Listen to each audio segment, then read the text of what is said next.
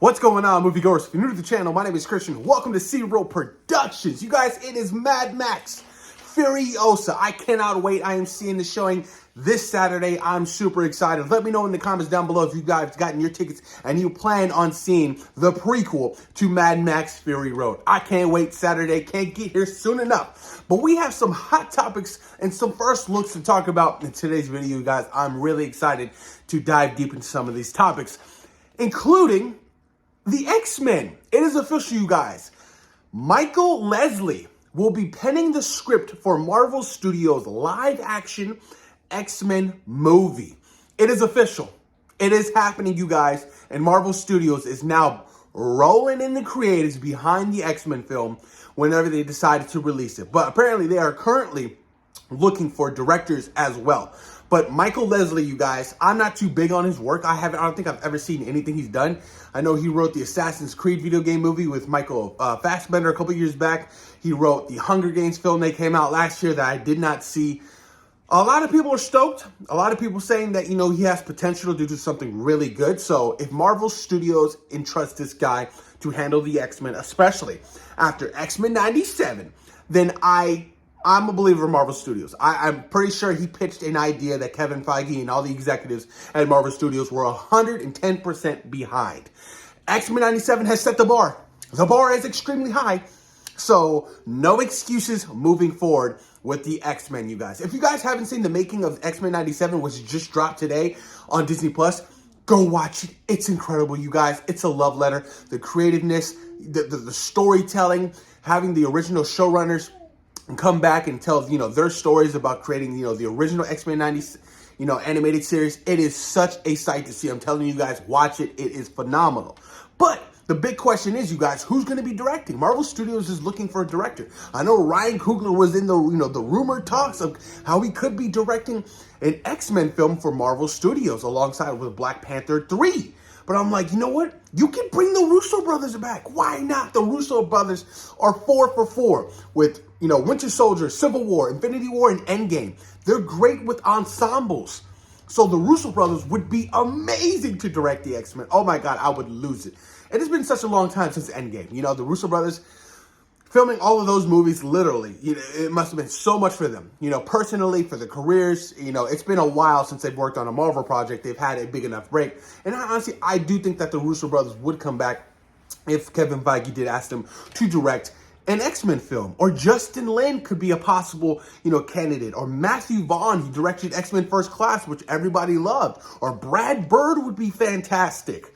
No pun intended for Fantastic Four. Brad Bird did direct The Incredibles, which, everybody loves. So, those are some of the names I thought which directors could possibly helm, an X-Men film in the Marvel Cinematic Universe. Well, let me know what you guys think in the comments down below about any directors who you think might be the perfect fit to direct X-Men, you guys. Moving on to the next story, you guys. We got a first look at Dwayne Johnson's A24 drama, The Smashing Machine, where he will be portraying not Dwayne "The Rock" Johnson, but a UFC fighter, you guys, named Mark Kerr. Now, when I first saw this, you guys, when I first heard about it, I was like, oh, okay, Dwayne Johnson, he's doing something outside of his boundaries.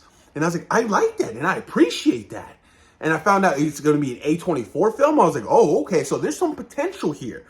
And then I saw the first look that came out yesterday, and my God, The Rock looks so unrecognizable. Like, he literally looks like Mark Kerr. Identically. I was like, damn, that's crazy. This could be The Rock's big moment in his career where people start to take him serious as an actor. I mean, honestly, he's just known for being the hero of wrestling, you know what I mean? He's known for, all of his action blockbuster films in Hollywood, dating back to The Scorpion King, to The Rundown, to Walking Tall, the Black Adam, his recent one. So I do think that The Rock has recognized something. And, with the whole massive downfall of Black Adam and him trying to take over DC, he wants to do something different. He even went back to wrestling, you guys. He went back to wrestling during WrestleMania. So I feel like he kind of hit rock bottom, no pun intended.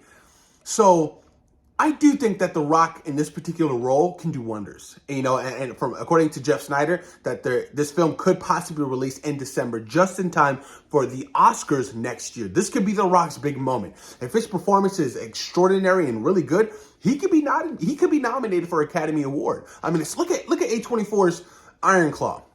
Kills me that they did not promote that movie. Kills me that they did not campaign that movie for an Oscar worthy.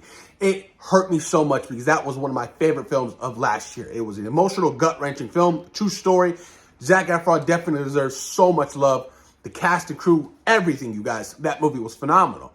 You know, so I'm down to see more wrestling movies and UFC fight. You know, well, this particular guy being a UFC champion, you know, I'm down to see something along those lines, you guys. But I'm excited. Emily Blunt is starring alongside The Rock as well. You know, they were in the Jungle Cruise together, so there is some chemistry. There's some history there between each other. But I'm excited. I can't wait. Like I said, the first look got me sold. I was like, oh, okay, I can definitely get behind this. You know, now let's see if The Rock has some acting chops, because this will define his career moving forward. It's either he's a top-notch actor like, you know, a Dave Bautista, or if he's just the action guy. And I'm excited to see The Rock go back to his old ways, because even still, like, it's some of his earlier films are some of his earlier films are some of my favorites. Like Walking Tall, I really enjoyed. You know, The Rundown, I really enjoyed. Or what was that? I forgot, where he was like the boss or like the CEO, not the CEO, but he was like head of like this trucking company or whatever. And, you know, somebody kidnapped his son, and, you know, it was a movie like probably 6 or 7 years ago. But those smaller films, I appreciate The Rock doing. And then other than these massive, big blockbuster Fast and the Furious movies. But it's going to be interesting, guys. Let me know what you think in the comments down below.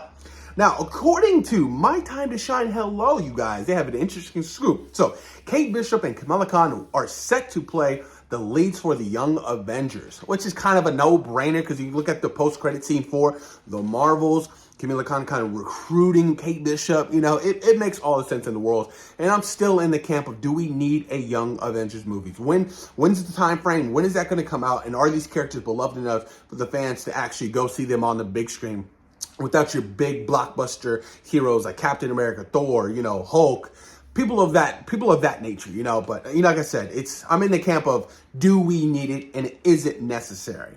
And another scoop, Spider-Man 4, Venom will make an appearance, but he won't be the main villain. So I was like, well, this is Tom Hardy's Venom? Because if it's Tom Hardy's Venom, that means Sony won. And what I mean by Sony won, I know that there was this whole problem with Kevin Feige and Tom Holland and Sony. They want another big multiverse storyline for Spider-Man 4. For Spider-Man 4. And Kevin Feige and Tom Holland want something much more smaller scale and something more grounded in New York. And I'm definitely on the side of Tom Holland and Kevin Feige, because to try to do another big, massive scale of a multiverse film for Spider-Man 4, I think it's a bad idea. And Sony only sees dollar signs at this point. You know what I mean? Spider-Man No Way Home made a gazillion dollars, and I understand where they're coming from, but you can't touch on nostalgia again with a Spider-Man 4, bringing back Andrew and Tobey. I feel like you save that for Secret Wars, and you do something along those lines. But for Spider-Man 4, if it does include Venom, I think it's going to be a different iteration of Venom. I think it won't be the same Venom or Eddie Brock that, you know, Tom Hardy is portraying in his particular universe. Because, you know, we were told that Tom Hardy's done after this last Venom film, which comes out, you know, at the end of the year, which I'm completely fine with and I'm okay with. But that could just mean that he won't be doing any more solo films, and he could be doing more of a collaboration, you know, with Sony and, you know, with Sony, Marvel, and Marvel Studios. It's a possibility, but I don't really know. You know, like, I'm down to see a new iteration of Venom, you know, Eddie Brock within the MCU done much better than what, you know, Sony had already established with Tom Hardy. But it's a possibility, you guys. And apparently, we got the reasoning why Kraven the Hunter was reportedly moved. This was hilarious when I saw it on Twitter. So it was moved to December to avoid competing with other R-rated films. I was like, Sony, do you really think that's going to help your film?